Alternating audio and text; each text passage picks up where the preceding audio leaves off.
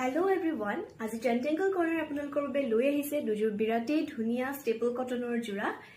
এই দুজোৰ এজোৰ হৈ গ'ল বটল গ্ৰীণ কালাৰত আৰু এজোৰ হৈ গ'ল চকলেট কালাৰত। মই আপোনালোকক খুলি দেখাই আছো দুইজোৰ।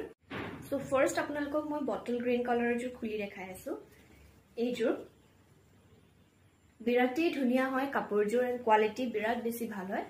আপোনালোকে গৰমত পিন্ধিবৰ কাৰণেও খুবেই আৰাম পাব।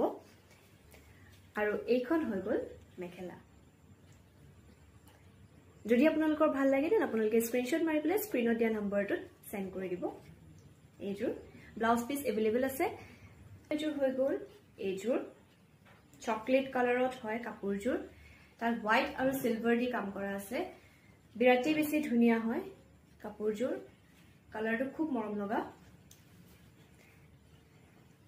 এইজোৰ আৰু